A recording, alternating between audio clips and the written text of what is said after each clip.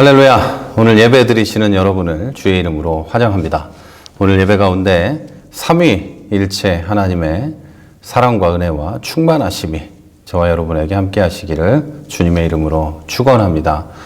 우리가 비록 온라인으로 오늘 예배를 드리지만요, 그동안 우리가 잘 연습하고 해왔던 것처럼 이 예배 가운데도 하나님이 함께 하시고 충만하게 역사하실 수 있도록 여러분 몸과 마음의 준비를 잘 하고 예배를 드려 주시기를 바랍니다.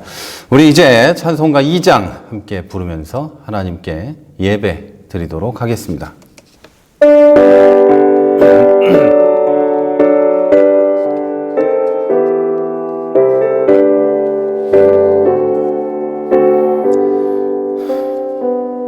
찬양 성부 성자 성령 성삼위일체께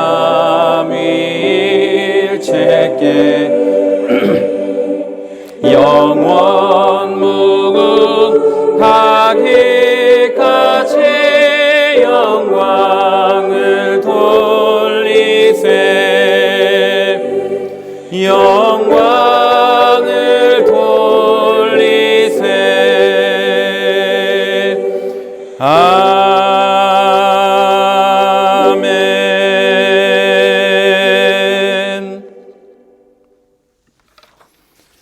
네, 우리 이제 한 주간의 삶을 돌아보면서 하나님 앞에 참회와 감사의 기도를 올려드리겠습니다. 우리 다 같이 참회와 감사의 기도를 하나님께 기도하겠습니다. 하나님, 은혜를 감사합니다. 지난 한 주간 동안 나에게 있었던 것, 교회에 있었던 것, 우리의 삶에 일어났던 모든 것들을 고백합니다. 감사할 것들을 먼저 알아요. 이 어려운 시기에 저희가 살아있게 하시고 아침마다 새벽마다 일어나게 하시고 기도하게 하시고 말씀을 읽게 하시고 그 깨달은 것을 삶에 적용할 수 있는 삶, 하루하루 살게 하신 것을 감사합니다. 비록 우리는 인간이라 실패할 때가 있고 미국에 넘어갈 때가 있고 나태할 때가 있으나 하나님, 그 모든 것이 하나님 내가 유혹에 넘어간 결과인 줄 고백합니다. 하나님, 나를 용서하시고 깨끗하게 하여 주시옵소서. 그래서 이 드리는 예배 온전하게 하시고 하나님께 드리는 감사와 찬양과 영광이 온전히 연락될 수 있도록 주님 허락하여 주시옵소서. 또 하나님, 기도하는 것은 코로나19가 온 세상에 창궐한 이 상황에서도 우리 성도들 건강하게 해주시고 무사히 하루하루 지나가게 하시니 감사합니다. 그러나 아버지 하나님, 언제 어디서 어떻게 될지 모르는 이 어려운 시기에 하나님, 우리들 긴장하게 하시고 또 하나님 나태해지지 않을 수 있도록 하시고 깨어서 기도하는 우리가 되도록 주님 역사해 주옵소서. 그러지 못했던 것 고백합니다. 하나님, 용서하시고 이 예배 받아 주시옵소서. 감사와 찬양과 영광을 주님 감사합니다. 예수 그리스도의 이름으로 기도했습니다. 아멘. 우리의 기도와 감사와 찬양 그리고 우리의 참회가 하나님께 연락되고 우리의 기도가 응답되고 우리가 깨끗하게 된 줄 믿습니다. 그래서 우리가 드리는 이 예배가 하나님 받으실 만한 온전한 것이 된 줄로 믿습니다. 아멘. 자, 이제 우리 주님께서 가르쳐 주신 기도로 다 같이 기도하겠습니다. 하늘에 계신 우리 아버지여, 이름이 거룩히 여김을 받으시오며 나라의 임하옵시며 뜻이 하늘에서 이루어진 것 같이 땅에서도 이루어지이다. 오늘날 우리에게 일용할 양식을 주옵시고 우리가 우리에게 죄진 자를 사하여 준 것 같이 우리의 죄를 사하여 주옵시고 우리를 시험에 들게 하지 마옵시고 다만 악에서 구하옵소서. 나라와 권세와 영광이 아버지께 영원히 있사옵나이다. 아멘. 감사합니다, 주님. 네, 이제 우리 공동 기도의 제목을 놓고 함께 기도합니다. 여러분 계신 곳에서 소리를 낼 수 있으면 소리를 내주시고 소리를 낼 수 없으면 또 여러분 조용히 기도해 주시기 바랍니다. 저는 여기서 기도하도록 하겠습니다. 우리 함께 기도합니다. 하나님, 크신 은혜 감사합니다. 우리 교회를 이곳에 세워주시고 목사부터 어린아이까지 주님의 선택하신 자들을 불러 모아주신 것을 감사합니다. 우리 비록 연약한 교회이고 부족한 건 많은 사람들이 모여있고 목사부터 아이까지 하나님 연약하기 짝이 없으나 하나님 우리 가운데서 우리를 통해서 큰 역사를 이루실 줄 믿습니다. 그러기 위해서 우리 교회에 주님이 머리가 되어 주시옵소서. 우리는 주님이 머리가 되신 것을 믿고 주님이 말씀하신 것을 따라갈 수 있는 공동체가 되게 하여 주시옵소서. 하나님 주의 말씀에 순종하게 하시고 주의 뜻에 순종하는 우리가 될 수 있도록 역사하여 주시옵소서. 우리 교회 모든 사람이 와서 차별 없이 사랑받게 하시고 주의 사랑과 은혜를 서로 나눌 수 있는 교회가 되도록 주님 우리의 마음을 주장하시고 역사하여 주시옵소서. 오늘 예배가 하나님을 높이고 성령이 충만한 예배가 되게 하시고 우리가 드리는 수요일 기도회가 응답과 은혜가 있는 시간이 될 수 있도록 주님 역사하여 주시옵소서. 끝나지 않고 점점 창궐해가는 하나님 끝을 향해 달려가는 것 같은 코로나19를 놓고 기도합니다. 그것 때문에 수많은 사람이 고통받고 있고 전 세계 수천만의 사람들이 고통 가운데 있습니다. 하나님 치료하여 주시옵소서. 주님은 모든 것을 하실 수 있는 믿사오니 깨끗하게 하여 주시옵소서. 지금도 확진되어서 고통받고 있는 이 땅의 환자들을 위해 기도합니다. 그들의 마음을 위로하여 주시고 가족들을 위로하여 주시고 그들의 육신을 깨끗하게 하여 주시옵소서. 하루빨리 치료제가 개발되게 하시고 백신이 개발되게 하시고 그러나 그런 것들이 국가와 또 어떤 사람의 무기가 되지 않을 수 있도록 그들의 마음과 영혼을 주장하여 주시옵소서. 하나님 또 많은 교회들이 이 시기에 고통을 받고 있습니다. 고통받는 교회들 일어나게 하시고 기도하게 하시고 하나님을 찾게 하여 주시옵소서. 역사하시는 하나님을 붙잡고 의지하게 하여 주옵소서.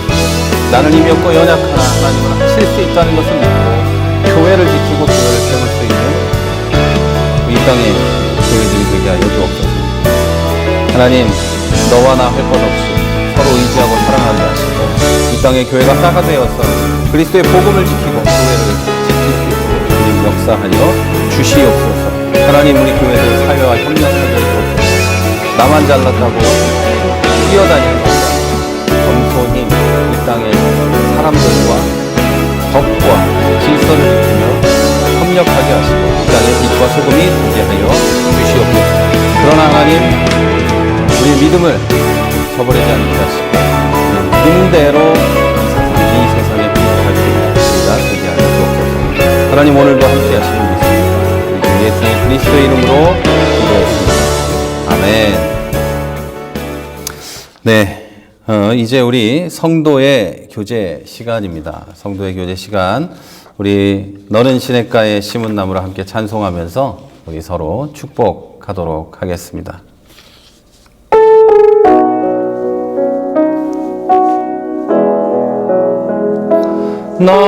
너는 시냇가에 심은 나무라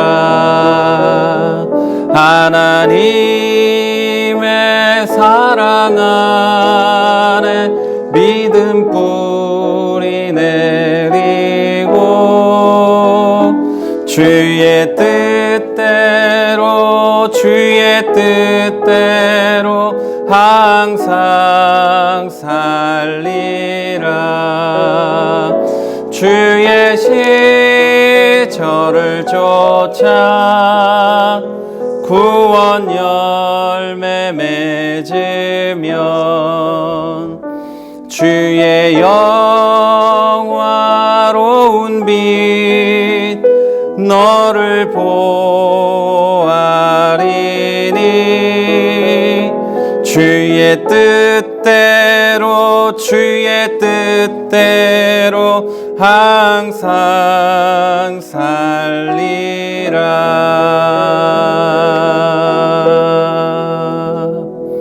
아멘.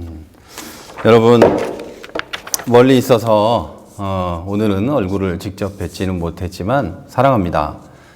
예, 옆에 계신 분들한테도 한번 고백해 볼까요? 여러분 사랑합니다. 한번 가족들끼리 더욱더 가깝게 사랑합니다. 이렇게 고백해 보시죠. 날씨가 점점 추워지고 있습니다. 우리의 마음은 추워지지 않을 수 있도록 우리 서로 사랑하면서 지내기를 원합니다. 네, 교회 소식을 전해드리겠습니다. 코로나19가 다시 창궐하고 있습니다. 오늘부터 사실은 제가 주보에는 다음 주부터는 온라인 예배로 전환하겠다고 이렇게 올려놨었는데 오늘부터 온라인 예배를 드리게 되었습니다. 어제 여러분께 카카오톡을 통해서 공지 드린 것처럼 네, 세종시에도 보령시에도 대전에도 곳곳에서 너무 터져 나오기 때문에 우리의 건강을 지킬 뿐 아니라 또 우리가 사회에 무리를 일으키면 안 되기 때문에 또 우리는 기독교인이고 교회니까 어쩔 수 없이 걸린다면 할 수 없는 거지만 우리가 조심할 수 있는 건 조심해야 되는 게 맞을 것 같습니다. 그래서 오늘부터 온라인 예배로 전환하게 되었습니다. 또 온라인 예배로 전환하니까 또 가정에서 예배 드리시면 또 그거에 나름대로 은혜가 있지 않습니까? 교회에 오지 못하던 분들과 함께 예배 드릴 수 있고 또 코로나 때문에 오지 못하는 또 우리 성도님들은 또 같은 시간에 예배 드릴 수 있는 기회가 되는 그런 좋은 시간인 것 같습니다. 그런 여러분 또 온라인 예배에 큰 은혜가 있기를 주님의 이름으로 축복합니다. 커피 브레이크 방송은 월요일부터 시작됩니다. 그리고 일주일 내내 이렇게 6일 동안 해가는 것이 내용면이나 뭐 이런 것에 좀 부족한 것도 있고 저도 준비를 좀 해야 되는 그런 게 있어서 일주일 내내 다 하지 않고 3번 정도를 하려고 합니다. 수요일 기도회 포함해서 한 3번 정도 하고 다른 시간에는 여러분 아시는지 모르겠지만 공동체 성경 읽기를 시작하려고 합니다. 온누리교회에서 하는 그 CGN TV에 보면 그 공동체 성경 읽기가 있어요. 큐티하고는 좀 다른 개념인데 우리 같은 공동체가 똑같은 성경 말씀을 읽고 같이 묵상하고 하는 프로그램입니다. 그래서 유튜브에 있는 드라마 바이블을 같이 읽는 것이고 또 마태복음을 시작한다면 마태복음에 대해서 간략한 설명이 있는 그런 내용이 또 있습니다. 그래서 제가 그것을 여러분들께 매일 그 다음 날 것을 올려드리면 여러분들이 그걸 해주시면 좋겠고 꼭 같이 성경을 읽고 같이 묵상하고 그렇게 해주시기를 바랍니다. 가능하다면 제가 조금 하다가 다른 분이 맡아서 이렇게 올려주시면 저도 같이 그것에 은혜를 입을 수 있는 계기가 되었으면 좋겠습니다. 자, 여러분, 그래서 2가지죠. 커피 브레이크 방송이 일주일에 3번 정도 올라갈 겁니다. 수요일 기도회 그리고 다른 2날에 올라갈 것이고 제가 너무 힘들면 2번이 될 수도 있고 너무 제가 이 컨디션이 좋고 그러면 6번이 될 수도 있는 겁니다. 그러니까 꼭 저를 위해서 기도해 주시고 그리고 공동체 성경 읽기를 시작합니다. 이제 월요일부터 시작을 하는데 공동체 성경 읽기를 위해서 기도해 주십시오. 교회에서 가장 중요한 것은 성경 공부도 좋고 예배도 좋고 물론 다 모두가 뭐 100%다 중요한 거지만 그 무엇보다 가장 우선돼야 될 것이 성경 읽는 겁니다. 네, 그래서 여러분이 성경을 저도 여러분들도 같이 이렇게 읽어갈 수 있게 되기를 바라는 마음으로 시작을 하는 거니까 같이 이렇게 해 주시기를 바랍니다. 저는 새벽에 일어나서 현재 잠언을 5장 읽고 그러면 일주일에 한 번 읽을 수 있어요. 그리고 다른 성경은 또 길게 이렇게 쭉 읽어가고 있는데 여러분들은 이것만 하셔도 일단은 괜찮을 것 같습니다. 꼭 잊지 마시고 해주시기 바라고 교회와 여러분과 형제 자매를 위한 기도를 멈추지 마시기를 바랍니다. 늘 기도해 주시기를 바랍니다. 이제 세월이 약하고 때가 가까웠습니다. 여러분 근신하고 깨어 있어야 하고 유혹은 우리에게 항상 있고 여러분 아시나요? 유혹은 내 팔꿈치에 있는 뭐 그런 거라고 팔꿈치에 있는 마귀다 이렇게 세익스피어가 얘기했죠. 이 유혹은 항상 내 옆에 있습니다. 팔꿈치에 있어서 이렇게 좀 불편하고 이렇게 닿지도 않고 뭐 이런 거예요. 그러니까 여러분 죄의 유혹 그리고 내 마음이 휩쓸릴 수 있는 유혹, 연약해질 수 있는 유혹들이 널려 있기 때문에 여러분 깨어서 기도하고 깨어서 하나님과 동행할 수 있게 되기를 여러분 주의 이름으로 부탁을 드립니다. 그러니까 여러분 세월이 약하고 때가 가까웠습니다. 제가 종말론자 뭐 이런 거 아닌 건 아시죠? 네, 여러분 어쨌든 때가 가까웠습니다. 여러분 위해서 기도해 주시기 바랍니다. 교회를 위해 여러분 자신과 형제자매를 위해서 기도하십시오. 멈추지 마십시오. 신앙을 저버리고 하나님을 뭐 이렇게 떠나고 그렇게 하는 것이 아주 자연스러운 세상이 되었습니다. 여러분 위해서 기도해 주십시오. 네, 오늘 광고가 좀 길었죠. 오셔서 이렇게 얼굴을 보고 하면 약간 짧았을 수 있는 건데, 네, 광고가 조금 길었습니다. 이제 다 같이 하나님 말씀을 보도록 하겠습니다. 사도행전 17장입니다. 사도행전 17장 1절에서 9절까지 말씀을 함께가 아니죠. 저 혼자 읽어야 되겠네요. 저 혼자 봉독하도록 하겠습니다. 여러분도 그 밑에 자막이 여기 이렇게 나오죠? 예, 자막을 보시면서 읽어 주시기를 바랍니다. 그들이 암비볼리와 아볼로니아로 다녀가 데살로니가에 이르니 거기 유대인 회당이 있는지라.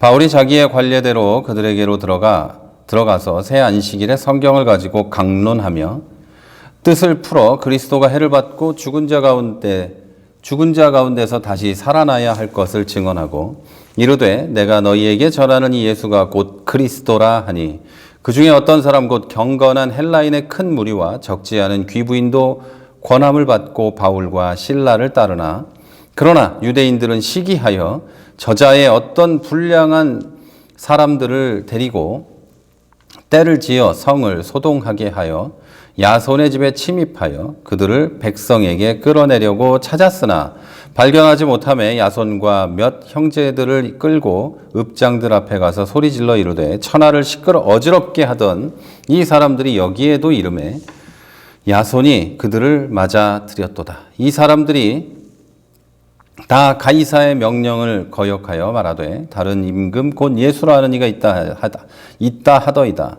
하니 무리와 읍장들이 이 말을 듣고 소동하여 야손과 그 나머지 사람들에게 보석금을 받고 놓아주니라. 아멘. 우리는 지난주에 바울과 실라가 공식적으로 명예를 회복하고 감옥에서 나오는 장면까지 말씀을 통해서 봤습니다. 그 사건을 통해서 자존심과 소유를 지키고 자랑하는 것만 위해서 사는 것보다 그리스도인이라는 것을 자랑스럽게 여기고 우리에게 주어진 모든 것을 다해서 사명을 지키고 또 소중히 여겨야 한다는 것을 배웠습니다. 그래서 내 것만이 아닌 그리스도와 복음과 믿음의 형제들을 위해서 행동하는 성도가 되어야 한다고도 배웠습니다. 자, 여러분 지난 한 주 어떻게 보내셨습니까? 주일 오후부터 지금 주일 오전까지 여러분 어떠셨습니까? 내 것을 지키고 내가 살아남기 위한 어떤 투쟁이었습니까? 아니면 형제자매와 그리스도의 복음을 위한 삶이었습니까? 각자 이 질문에 대한 답을 가지고 오늘 말씀으로 들어가도록 하겠습니다. 오늘 본문이 들어있는 사도행전 17장은 바울의 3번에 걸친 전도 여행 가운데 15장 36절에서 18장 22절에 기록된 제2차 전도 여행의 일부분입니다. 2차 전도 여행은 AD 49년에서 52년 중에 있었는데 그 가운데 일어났던 일입니다. 이 장의 배경이 되는 지역은 유럽의 동남단에 있는 마케도니아와 그리스의 주요 도시들입니다. 오늘은 이 도시들 가운데 데살로니가에서 일어난 사건에 대해서 한번 살펴보려고 합니다. 이 본문이 데살로니가를 배경으로 하고 있습니다.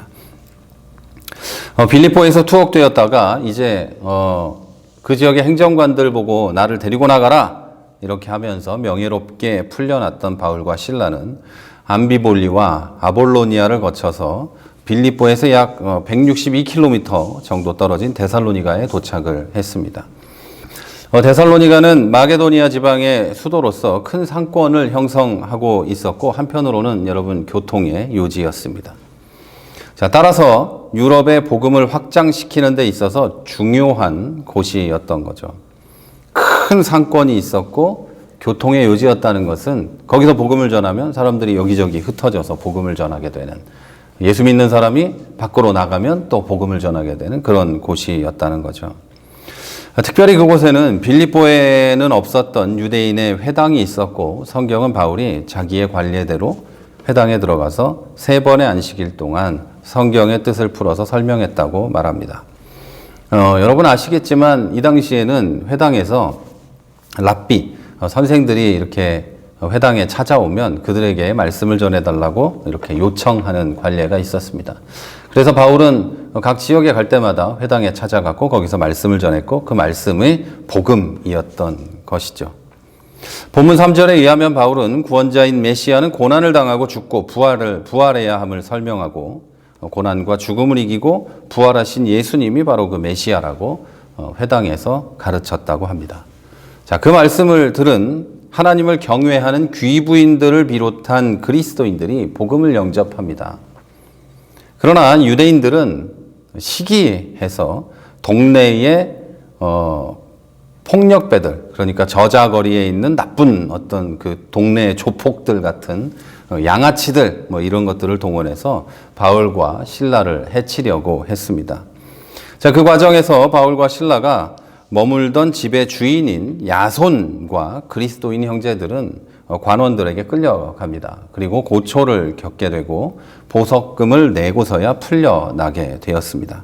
자, 이상이 오늘의 본문의 배경과 본문의 내용입니다. 자, 이 내용에서 여러분은 무엇이 궁금하십니까? 뭐가 좀 의심이라기보다 의구심이 듭니까? 아니면 뭐가 좀 마음에 해결되지 않는 게 있습니까? 자, 저는 이 본문에 등장하는 사람들이 왜 그렇게 했는지가 궁금합니다. 이방인 귀부인들은 어떻게 복음을 받아들일 수 있었고 그들이 전혀 상관없는 이 복음을 어떻게 이렇게 받아들일 수 있었고 유대인들은 왜 그렇게 미친 듯이 바울과 실라를 해치려고 했을까입니다. 저는 어쩌면 절대 예수를 믿지 않을 것 같은 사람들이 예수를 믿게 될 수도 있겠다는 생각을 합니다. 우리가 전도할 때 예수 절대 안 믿을 것 같은 사람한테는 안 하고 예수 절대 믿을 것 같은 사람들한테만 전도를 하는데 말씀을 쭉 읽어보면 절대 믿지 않을 것 같은 사람들이 예수 믿는 경우가 굉장히 많이 있었습니다. 오늘 본문에도 마찬가지예요. 이 이방인들 그리고 이방인 귀부인들이 예수를 왜 믿게 되었을까? 복음을 듣고 성령의 역사였겠죠. 성령께서 그들을 선택하시고 그들이 예수 믿게 되기를 원하셨고 구원하기를 원하셨기 때문에 그렇게 되었겠죠. 그리고 또 다른 이유로는 이방인과 이방인 귀부인들은 겉과 입만 번지르한 회칠한 무덤 같은 유대인들하고는 전혀 다르게 하나님을 진실하게 경외했기 때문에 복음을 믿을 수 있었던 겁니다. 본문을 이렇게 보면 4절에 보면 그 중에 어떤 사람 곧 경건한 헬라인의 큰 무리와 적지 않은 귀부인도 이렇게 되어 있죠. 경건한 헬라인의 큰 무리. 그러니까 경건하게 하나님을 경외하고 했던 사람들이 예수를 믿게 되었던 것입니다. 자, 반면에 데살로니가의 회당에서 만난 유대인들은 바리새적인 악독한 교만만 남았지 하나님을 전혀 경외하는 사람들이 아니었기 때문에 하나님을 믿지 않았습니다. 자, 이렇게 진실하게 하나님을 경외하는 사람들은 복음을 듣고 따르게 되어 있고 가짜들은 절대 순종하지 않습니다. 지금 세상에서도 하나님의 이름은 모르고 신의 존재를 믿고 또 어떤 그 진리를 찾아다니고 있는 사람들은 복음을 들으면 믿습니다. 네, 그러나 자기에 대한 생각도 하지 않고 아무런 관심도 없고 고민도 없고 그냥 물질에 빠져서 나를 믿으며 살아가는 그런 사람들은 복음을 들어도 전도하기가 쉽지 않습니다. 왜냐하면 나를 믿기 때문에 돈을 믿기 때문에 쉽지 않죠. 물론 그들이 하나님의 선택을 받은 사람이라면 복음을 들으면 그 즉시는 아니더라도 언젠가는 주님 앞에 돌아오게 되어 있겠죠. 자, 교회 안에서도 예수 믿는 사람들 안에서도 마찬가지입니다. 예수 믿는 사람들 가운데서도 하나님을 진실로 경외하고 하나님의 경외한다는 것은 두려운 마음으로 하나님을 섬기고 하나님을 높이며 이렇게 있는다는 건데 그런 마음 없이 그냥 교만해가지고 교회 내가 나와주는 거고 하나님 내가 믿어주는 거고 이런 사람들이 있지 않습니까? 그런 사람들은 순종하지 않습니다. 진실한 복음을 들어도 에이 이렇게 생각하지 절대 믿지 않습니다. 그러나 진실하게 하나님을 경외하는 사람들은 하나님을 믿고 순종하게 됩니다. 그리고 말씀을 들으면 순종하게 되는 것이죠. 자, 이것을 이미 예수를 믿고 제가 미리 먼저 말씀을 드렸네요. 원고보다. 자, 이미 예수를 믿고 하나님의 자녀가 된 우리들에게 적용하면 이렇게 됩니다. 하나님을 진실하게 경외하는 사람들은 하나님의 말씀을 들으면 순종하게 되어 있습니다. 최소한 100% 완벽하게는 해내지 못하더라도 최소한 애는 씁니다. 자기가 할 수 있는 만큼의 애를 씁니다. 그리고 더 최소한으로 봐도 부끄러운 줄 압니다. 제가 못해서 죄송합니다. 제가 그 말씀을 지켜야 하는데 그렇게 못해서 정말 죄송합니다. 용서해 주십시오. 한 번의 기회를 더 주신다면 제가 해보도록 노력하겠습니다. 꼭 하겠습니다. 뭐 이런 게 있어요. 그러나 안타깝게도 기독교인 가운데는 하나님은 믿는다는데 말씀에는 순종하지 않는 사람들이 정말 많이 있습니다. 하나님은 믿는데 말씀에는 순종하지 않는다는 거예요. 자, 이 말은 이 사람들은 자기 마음대로 하나님의 뜻을 정하고 그 뜻을 실행하면서 이 세상을 살아갑니다. 하나님과는 상관없는 하나님의 뜻을 만들어 놓는 거예요. 그리고 그게 하나님의 뜻이라면서 그것을 섬기면서 자기 마음대로 이렇게 살아가는 거죠. 또한 오히려 진실하게 순종하는 사람들, 말씀대로 살려는 사람들을 미워하고 여기서 더 나아가면 진실한 복음을 전하고 잘못을 지적하는 사람들이 있다면 그들을 미워하고 경멸하고 심지어는 죽이려고까지 합니다. 그러면서도 항상 마음에 생각하기를 내가 맞지? 당연한 거지. 나는 하나님의 뜻대로 하는 거야. 하나님의 이름으로, 복음의 이름으로, 예수 그리스도의 이름으로 나는 이렇게 하는 거야 라고 하죠. 여러분 중세시대와 로마 카톨릭이 그 시대에 저질러 왔던 것들을 다 아시죠? 얼마나 하나님의 이름으로 수많은 사람을 죽이고 얼마나 하나님의 이름으로 사람들의 재산을 빼앗고 생명을 빼앗고 했습니까? 여러분 제가 시간이 나면 그 종교개혁사나 중세 이 교회사에 대해서 좀 이렇게 얘기할 기회가 있으면 좋겠는데 이 코로나 때문에 아무것도 못하고 있는 게 참 아쉽습니다. 그걸 알면 여러분 그들이 얼마나 이 하나님의 이름으로 악한 짓을 했는지 그리고 지금 얼마나 하나님의 이름으로 악한 짓을 하고 있는지 여러분이 정확히 알 수 있게 될 겁니다. 왜 그럴까요? 왜 그렇게 할까요? 왜 그럴까요? 이것은 데살로니가의 유대인들과 똑같이 겉과 입만 번지르한 회칠한 무덤 같은 악독한 교만과 바리새적인 행태에 물들어 있기 때문입니다. 그렇게 되어 있기 때문에 그렇게 행동할 수밖에 없는 거예요. 이 안에 그게 가득 차 있기 때문에 겉으로 그런 행동이 나올 수밖에 없는 겁니다. 저는 지금 두 종류의 사람을 말했습니다. 하나님 말씀에 순종하는 사람, 거부하는 사람 이렇게 둘입니다. 하나는 순종하는 사람, 하나는 거부하는 사람. 네, 이렇게 둘입니다. 자, 이 둘의 결정적인 차이는 하나님을 경외하는 것에 있어요. 그리고 이것은 결국 나를 경외하는가, 하나님을 경외하는가 이 차이입니다. 여러분 하나님을 경외하지 않는 사람들은 100% 나를 섬기게 돼 있어요. 내 배를 섬긴다고 하죠.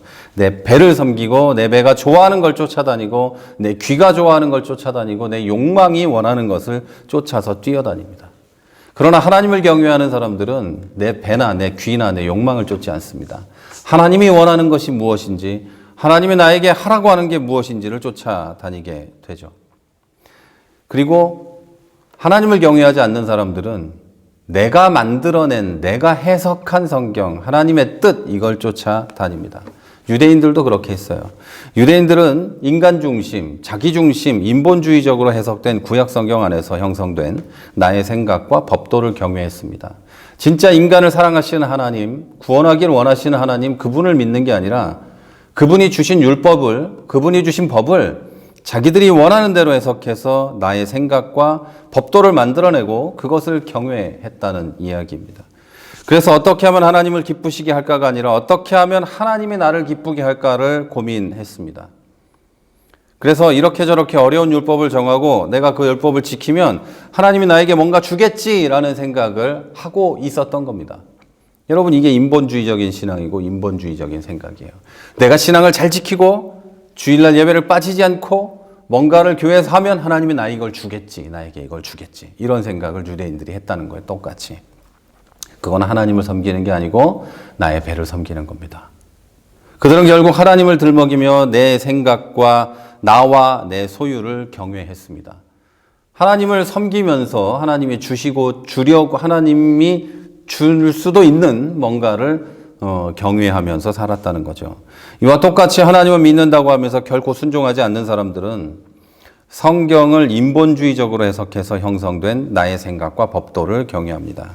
어떻게 하면 하나님이 나를 기쁘게 할까를 고민하면서 이렇게 저렇게 하면 나에게 복을 주겠지라는 생각을 합니다. 그러니까 하나님의 말씀이 나를 기쁘게 하는 것과 배치되면 반드시 거부하게 되어 있는 거예요. 하나님이 성경을 읽는데 너 이번에 구제를 이렇게 해야 되겠다 라는 말씀을 주시는데 헤이 하나님이 이럴 리가 없지. 아니지, 하나님은 나한테 이럴 리가 없어. 이런 무리한 걸 하라 그럴 리가 없어. 이렇게 하는 거죠. 또 멀리서 우리는 다 교회에 오는데 하나님이 야 이번 주에는 2번 가, 수요일에도 가 이렇게 얘기하시면 하나님이 나한테 그럴 리가 있나, 절대 그럴 리가 없지 이렇게 생각하는 거예요. 그런데 내가 이 정도 했으니까 하나님이 이 정도는 해줘야지 이런 생각은 계속 하는 거예요. 그러니까 하나님의 말씀이 나를 기쁘게 하는 것과 배치되고 둘이 충돌하면, 하나님의 말씀과 나를 기쁘게 하는 것이 충돌하면, 하나님의 말씀을 지키면 내가 좀 힘들어지고 마음이 불편하면 반드시 거부하게 되어 있는 거예요. 하나님을 경외하는 게 아니기 때문이죠. 또 거기서 그치지 않고 열심히 순종하는 사람들을 미워하게 되는데 내가 못하는 걸 그들이 하고 있기 때문에 미워합니다. 자, 여러분 제가 늘 말씀드리죠. 교회에서 밥하는 사람이 제일 미움을 받고 그 안에서 싸움이 난다. 그래서 우리 교회는 밥을 안 해먹는다 이렇게 말씀드렸죠. 언젠가 해야 된다면 우리 교회도 밥을 해먹을 수도 있겠지만 지금은 어차피 코로나 때문에 물 한 모금도 못 먹는데 어차피. 그런데 여러분 밥을 하는 게 얼마나 힘든 일입니까? 제가 많이 아는 분은 200명, 300명 분의 밥을 매주 교회에서 막 하고 그런 분 봤는데 제일 미움을 받아요. 밥맛이 어떠네, 이번 주에 국이 어떠네, 자기들 보고 해오라 그러면 절대 안 해오는데 욕을 그렇게 합니다. 그래서 우리 교회 같은 작은 교회들은 그런 일들이 계속 발생하면 결국 목사님하고 사모님이 음식을 다 합니다. 그럼 이제 어느 정도는 조용해지는데 그러다가 나중에는 이제 사모님 욕을 계속 합니다. 그럼 이제 목사가 합니다. 그럼 이제 아무도 말을 안 하면 좋은데 결국은 사모님 욕을 하죠. 왜 가만히 앉아가지고 목사 고생시키냐 이러면서 하게 되죠. 여러분 열심히 하나님의 일을 하고 교회 성도들을 섬기기 위해서 밥을 하고 음식을 준비하고 교회를 정리하고 하면 칭찬해 줘야 되는데 사람들은 미워합니다. 왜 그럴까요? 내가 못하는 것을 나는 나를 섬기기 때문에 못하는 것을 그 사람이 하고 있기 때문이에요. 그 사람 때문에 내가 못난 사람, 내가 죄인이라는 것이 만천하에 드러나기 때문입니다. 나와 나의 소유를 경외하는 사람들은 그 일을 위해서 수단과 방법을 가리지도 않습니다. 심지어 예수를 믿으면서도 악한 자들과 손을 잡습니다. 이런 일을 얼마나 우리가 자주 봅니까? 교회가 부동산 투기를 하고, 교회가 가난한 사람들의 고혈을 빨아먹고, 악한 자들과 손잡고 어떤 뒤에서 뭔가 나쁜 짓들을 하고 하는 걸 얼마나 많이 봅니까? 여러분 이렇게 흉악한 일을 하면서도 데살로니가의 유대인들처럼 하나님의 이름과 영광을 위해서라고 합니다. 우리가 이렇게 해서 주일을 할 거예요. 이렇게 해서 교회 운영을 할 거예요. 이렇게 하는 거죠. 반면에 여러분 하나님을 경외하는 사람들은 나와 내 소유보다는 복음을 지키고 사람을 살리기 위해서 단 하나의 수단만 사용합니다. 바로 그 단 하나의 수단이 내가 죽는 것입니다. 내가 십자가에 못 박혀 죽는 겁니다. 그런즉 이제 내가 사는 것이 아니요 내 안에 예수 그리스도가 사는 것이라. 이 고백으로 죽는 것입니다. 그것도 매일 매 순간 내가 죽는 겁니다. 다시 말씀드릴게요. 하나님을 경외하는 사람들은 나와 내 소유나 내 자존심이나 다른 것이 아니라 복음을 지키고 교회를 지키고 사람을 살리기 위해서 딱 하나의 수단을 사용하는데 바로 내가 죽는 겁니다. 그리고 예수가 살게 하는 거죠. 하나님을 위한다면서 아직도 내가 팔팔하게 살아있다면 나는 아직 먼 겁니다. 저는 제 자신을 돌아보면서 아직 멀었다는 생각을 매일 합니다.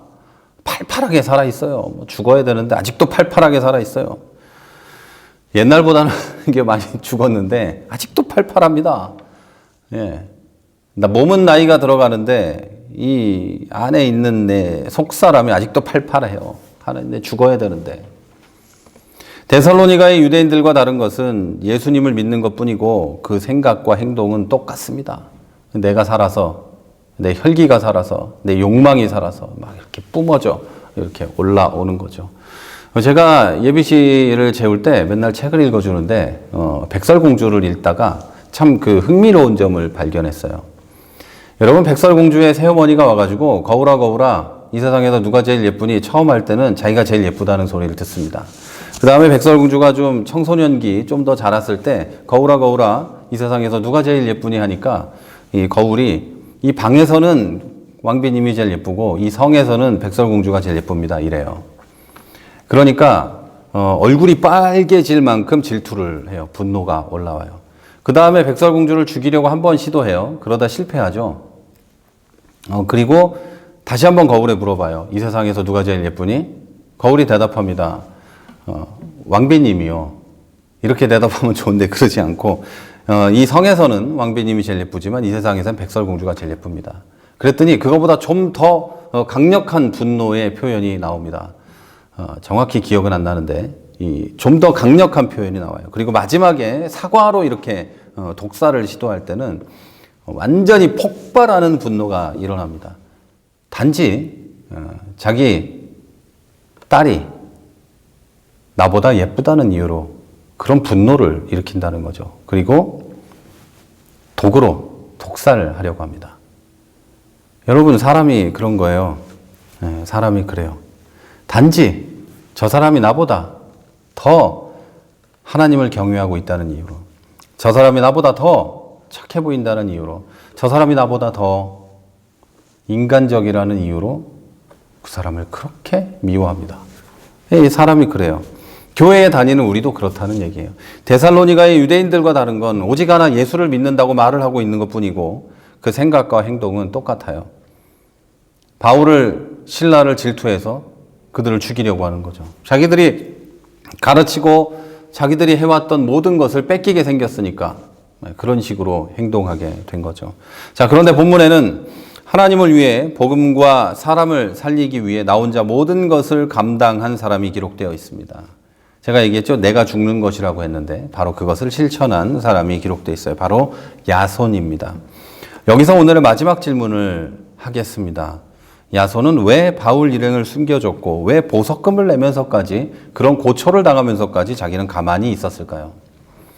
바울의 설교가 화평을 깨는 것이 아니며 그리스도인들은 로마의 대적자가 아니라는 것을 보여주고 싶었기 때문입니다.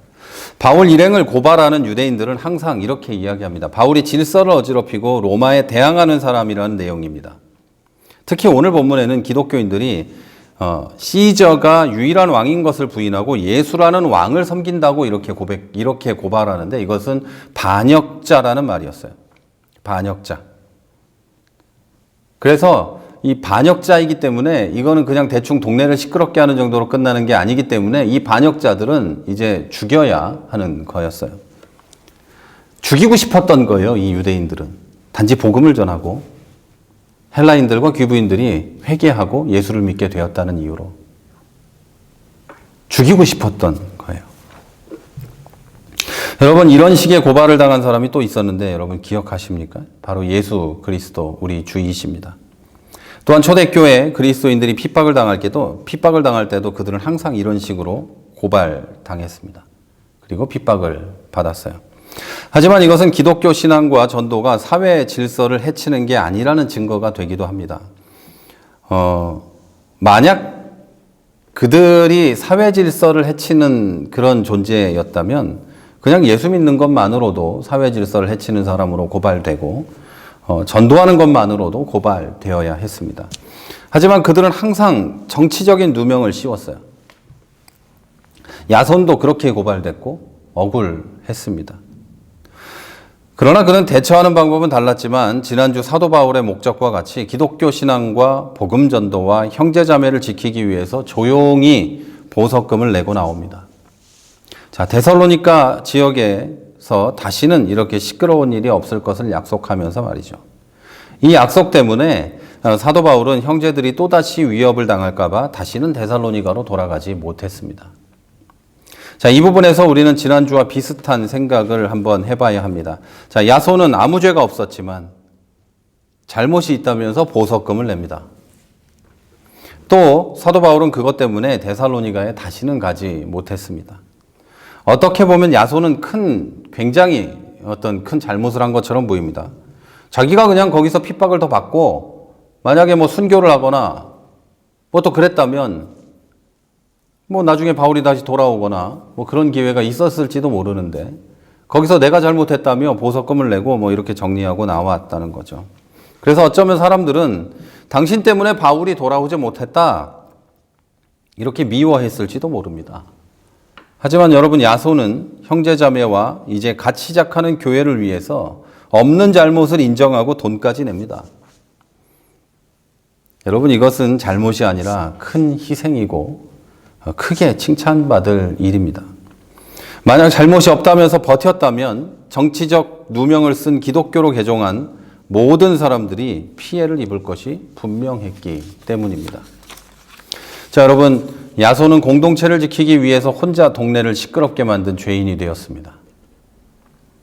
그런데 많은 기독교인들은 혼자 의인이 되기 위해서 공동체와 형제자매를 죄인으로 만들고 시끄럽게 합니다. 하나같이 나는 죄가 없고 전부 네 탓으로 돌리고 나는 늘 희생하고 늘 옳았는데 너희들이 나를 몰라주고 너희들이 나쁘다고 말합니다. 심지어 하나님까지 원망합니다. 작은 교회 안에서든 큰 교회 안에서든 다 있습니다. 그리고 이 한국 교회는 교회마다, 그러니까 이 교회가 저 교회를 향해서 너 때문이다, 너 때문이다 다 이러고 있습니다. 그러나 하나님, 그러나 여러분, 우리 때문입니다. 뭐가 문제가 있다면 다 우리 때문이고 뭐가 문제가 있다면 우리가 다 같이 기도하고 해결해야 될 문제고, 우리가 죄가 있다면 다 같이 회개해야 될 것이고, 그리고 우리가 죄가 없다 해도 우리 공동체를 지키고 전 교회의 공동체를 지키기 위해서는 잘못했다고 말할 수 있어야 하는 것입니다. 자, 그러나 여러분, 복음과 그리스도인 공동체와 형제자매를 지키는 것은 나 자신보다 우선되는 겁니다. 그러기 위해서 순교한 사람들이 얼마나 많이 있고 그것 때문에 죄인이 된 사람들도 얼마나 많이 있습니까? 내가 누명을 써서 죄인이 되어도 그렇게 해야 된다는 이야기입니다. 그래서 야손은 혼자 죄인이 되었고 사도 바울은 자기가 이룬 것을 지키고 자기가 전도한 사람들을 내 사람으로 두기 위해서 어떤 시도도 하지 않고 어떤 노력도 하지 않고 그냥 떠났습니다. 그리고 다시는 이곳에 돌아가지 않았습니다. 나중에도 계속 그렇게 합니다. 그것이 빌립보 교회든 데살로니가 교회든 고린도 교회든 계속 그렇게 합니다. 공동체를 지키기 위해 바울은 계속해서 그렇게 합니다. 그리스도인이 사는 방법은 이것 하나입니다. 내가 죽고 내 안에 예수 그리스도가 사는 것. 예수 그리스도의 사역의 방법은 역시 십자가였습니다. 다만 하나님께서 맡기신 일을 할 뿐인 것이 기독교인입니다. 나는 죽고 맡기신 사명을 다하는 것. 그게 기독교인입니다. 그 일을 위해서 이 도시에서 쫓겨나고 또 다른 곳으로 쫓겨났지만 바울은 아픔을 이기고 계속해서 갈 수 있었습니다. 여러분, 사도 바울의 사역을 보면서 사도 바울은 강력한 어떤 능력의 종이니까 마음도 안 아팠을 거고 괜찮았을 거야 이렇게 생각하는 사람들도 있지만, 바울이 쓴 편지들과 사역의 내용들을 다 읽어보면 그가 얼마나 슬퍼했는지 얼마나 고통스러워했는지를 그냥 알 수 있어요. 아무렇지 않은 게 아니에요. 자, 여러분, 그게 바울이고 그게 우리가 해야 될 일이고 기독교인이 해야 할 일입니다. 바울에게 중요한 것은 복음과 그리스도와 형제 자매이지 나의 업적이 아니었어요. 저도 마찬가지고 여러분도 마찬가지여야 돼요. 우리에게 중요한 것은 복음과 교회와 그리스도 안의 형제 자매이지 내가 인정받는 것, 내가 목사로서 높아지는 것, 이런 게 아닙니다. 그리고 여러분도 그런 게 아니어야 할 줄로 믿습니다. 우리의 목표는 오직 하나, 복음과 그리스도와 형제자매지. 좀 더 자세히 말하면 복음과 그리스도의 영광과 하나님의 영광이고, 그리고 형제자매의 어떤 그 안위, 뭐 이런 거지 절대 나 자신이 아니라는 겁니다. 사랑하는 여러분, 이제 말씀을 마칩니다. 복음과 하나님과 형제자매를 위해서 혼자 죄인이 되어야 할 때가 있습니다. 예수를 믿다 보면, 목회를 하다 보면, 또 교회를 오래 다니다 보면, 세상에서 살다 보면 혼자 죄인이 되어야 될 때가 있습니다. 사람들은 그런 여러분을 진짜 죄인으로 볼 수도 있습니다. 욕하고 모욕하고 침을 뱉고 할 수도 있습니다. 예수가 그런 일을 당하셨고 사도들이 그런 일을 당했고 믿음의 선배들도 모두 그 일을 당했습니다. 그러나 하나님은 이런 사람들을 통해서 위대한 일을 이루시는 건 분명합니다. 왜냐하면 우리가 그렇게 당한 분들을 통해서 예수를 믿게 되었기 때문입니다. 저도 그랬고, 저도 그런 분들을 통해서 예수를 믿게 됐고, 자, 여러분도 그런 분들을 통해서 예수를 믿게 된 겁니다. 사람들에게 미움받았고, 복음을 전한다고 눈초리를 받았고, 눈총을 받았고, 경멸을 받았던 사람들 통해서 여러분 예수를 믿게 되었습니다. 그런데 희한하지 않습니까? 왜 우리는 예수를 믿으면서 그런 걸 거부할까요? 복음을 전하면 인정받기를 원하고, 그럴까요? 자, 여러분 생각을 해보세요. 난 예수를 안 믿어요? 근데 누가 와서 2000년 전에 누가 너를 위해서 죽었대. 너는 죄인이야. 그럼 누가 믿어요? 당연히 나를 경멸하겠죠. 이상하게 보겠죠. 희한하게 생각하겠죠. 너 좋은 친구인 줄 알았더니 기가 막힌 친구구나. 이러겠죠. 그러나 여러분, 그 영혼을 위해서 복음을 전해야 되는 거예요. 나는 죽고 오직 이것만 있어야 되는 거예요. 복음과 하나님과 복음과 예수 그리스도와 형제자매를 위해 그 일을 해야 되는 줄로 믿습니다. 자, 여러분, 이런 삶은 기독교인에게 선택이 아닙니다. 선택적 어떤 그런 게 놓여 있는 게 아닙니다. 명령이고 땅끝까지 가서 복음을 전해야만 하는 것이 바로 우리가 해야 할 일이고, 내가 죽고 그리스도가 살아야 하는 것이 우리의 사명이고 우리에게 정해진 것입니다. 그러나 이것이 그런 것만으로 끝나는 게 아니라 훗날 축복의 약속이 있음을 믿으시길 바랍니다. 이 생에서의 축복의 약속뿐만이 아니라 천국에서 하나님이 주시는 큰 상급이 있는 줄도 믿으시기를 바랍니다. 심은 대로 거두는 하나님의 역사를, 하나님의 뜻을, 하나님의 법칙을 믿으시기를 바랍니다. 아무것도 하지 않았는데 하나님이 나에게 은혜를 주실 거란 생각을 하지 마십시오. 내가 뭔가 하면 하나님에게 받을 생각도 하지 마십시오. 그러나 하나님은 약속하셨습니다. 축복의 약속을 하셨습니다. 이 세상에서뿐 아니라 천국에서도 하나님의 상급이 있는 줄 믿습니다. 여러분, 이 믿음으로 다가오는 일주일을 사시기 바랍니다. 그리고 다음 주에는 축복을 기뻐하면서 만나게 되기를 주 예수 그리스도의 이름으로 축원합니다. 자, 우리 이제 한번 기도하겠습니다. 우리 기도하실 때 들은 말씀을 붙잡고 함께 기도합니다. 말씀대로 살 수 있게 해 주시옵소서. 내가 복음과 하나님과 형제자매를 위해 살게 해 주십시오. 나만을 위해 사는 인생이 아니라, 내가 이렇게 열심히 살아서 내 성공을 위해 달려가는 게 아니라 복음과 그리스도와 하나님의 영광을 위해, 그리고 형제자매를 위해, 교회를 위해 사는 사람이 되게 해 주십시오. 내가 이렇게 삶으로, 이렇게 열심히 살고 최선의 노력을 다함으로 복음과 하나님의 영광이 드러나고 복음이 전해지고 형제자매가 평안을 얻게 되기를 원합니다. 이렇게 기도합시다. 그래서 나는 나를 위해 살지만 나에게 복을 주세요, 그런 게 아니라 내가 주님을 위해 삽니다. 주님 나에게 은혜를 주시옵소서. 먹을 것과 입을 것을 부어주시고 나를 지켜주시옵소서. 이런 기도를 하는 오늘이 되기를 바랍니다. 우리 다 같이 한 목소리로 기도하겠습니다. 하나님, 크신 은혜를 감사합니다. 하나님의 큰 은혜와 사랑으로 우리가 이제 말씀을 듣고 예배를 드렸습니다. 하나님, 이제 기도하오니 하나님, 내가 나를 위해 살면서 다른 사람을 미워하고 내 욕망을 위해 살면서 채우지 못하는 아픔 때문에 고통받고, 내 욕망과 나에게 내가 갖고 싶은 것을 위해 살면서 갖지 못한 것 때문에 가진 사람을 미워하지 않게 해주옵소서. 하나님, 우리가 작은 교회라고 해서 큰 교회를 미워하지 않게 해주시고, 내가 믿음이 작다고 해서 큰 믿음을 가진 사람들을 미워하지 않게 해주시옵소서. 내가 경건하지 않다고 경건한 사람들을 미워하는 것이 아니라 오히려 그 모든 사람들을 존경하고 그들에게 배울 것을 찾아가게 해주옵소서. 하나님, 바라고 원없는 것은 내가 그리고 우리 교회가 성도 한 사람 한 사람이 복음과 하나님과 그리스도의 영광을 위해 살게 해 주시옵소서. 형제 자매를 위해 살게 해 주시옵소서. 교회를 위해서 살게 해 주옵소서. 무엇을 할까 고민하게 해 주옵소서.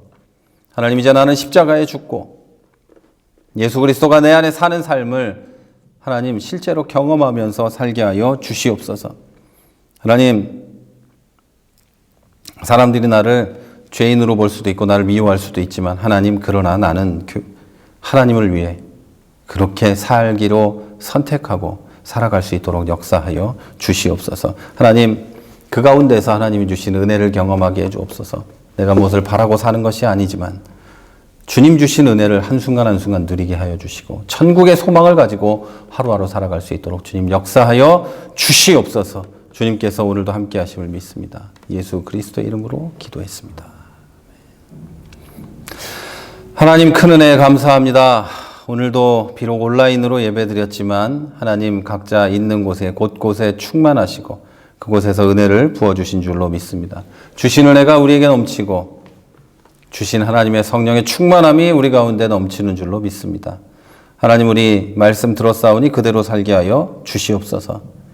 하나님, 나를 위해서 내 배를 채우기 위해서만 사는 것이 아니라 복음과 하나님과 그리스도의 영광을 위해 성령 충만하여서 나는 죽고 복음을 위해 형제 자매를 위해 교회를 위해 기도하며 살아갈 수 있는 내가 되게 해 주옵소서.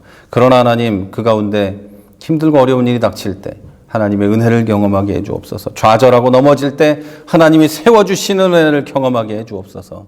고통받는 시기가 올 때 하나님 고통을 해결하여 주시옵소서. 인생의 어려운 모든 것들이 올 때 하나님 그 문제들을 해결하여 주시옵소서. 지금까지 내가 나만을 위해서 욕망을 쫓으며 살았다면 이제 하나님 나에게 다시 한번 기회를 주시고 회복할 기회를 주시고 회복되어서 다시 돌아서서 회개하고 하나님만 보며 살아갈 수 있는 우리 모두가 되게 하여 주시옵소서. 하나님, 우리 교회 그런 교회 되게 해 주옵소서. 우리 교회 하나의 성장만을 위해서 존재하는 교회가 아니라 하나님과 예수 그리스도와 복음을 위해 존재하고 이웃을 사랑하고 형제자매를 위해 있는 이 교회가 되게 해 주옵소서. 연약한 교회 힘 주시옵소서. 연약한 성도들 힘 주시옵소서. 성령으로 충만케 하여서 이 한 주 동안 그 능력으로 살아갈 수 있도록 역사하여 주시옵소서. 함께 예배하지 못하는 성도들도 있습니다. 그 가운데 주님 함께 하시고 성령으로 충만케 하시고 모든 것을 더하여 주시옵소서. 또 하나님, 기도하는 것은 코로나19로 많은 어려움을 당합니다. 힘들고 어려운 성도들 마음 위로하여 주시고 우울하지 않게 해주시고 하나님의 능력으로 기뻐하는 삶을 살 수 있도록 주님 역사하여 주옵소서. 목사부터 넘어질 수 있는 이 어려운 시기에 하나님 이렇게 세워주시고 힘을 주시고 능력을 부어 주시옵소서. 믿음으로 이 어려운 시기를 이겨나가는 우리 모두가 되게 하여 주옵소서. 다시 만날 때까지 우리와 동행해 주시고 한 사람 한 사람의 영혼을 지키시고 한 명 한 명의 손을 잡아 인도하여 주시옵소서. 하나님, 오늘도 각양의 예물을 주 앞에 드립니다. 드린 손길을 기억하시고 이들이 부족하여서 꾸지 않게 해주시고 하나님, 너무 많아서 교만하지 않게 해주시고 때때로 채워주시는 주님의 은혜를 경험하게 하여 주옵소서. 그러나 하나님, 여유를 주신다면 더 많은 사람들에게 나누고 사랑을 베풀 수 있는 이들이 될 수 있도록 축복하여 주옵소서. 교회에도 어려움 없게 하여 주시고 교회가 운영되고 복음을 전하고 하나님의 일을 하는데 모든 것을 붓고 채워 주시옵소서. 오늘도 함께 하심을 감사합니다. 지금은 우리 주 예수 그리스도의 은혜와 하나님 아버지의 무한하신 사랑하심과 성령의 교통하심이 이제 복음과 주 예수 그리스도의 영광을 위해 살아가기 원하는 주의 성도들 머리 위에 이 교회 위에 우리의 모든 삶의 자리 위에 이제로부터 영원까지 함께 하시기를 간절히 축원하옵나이다. 아멘.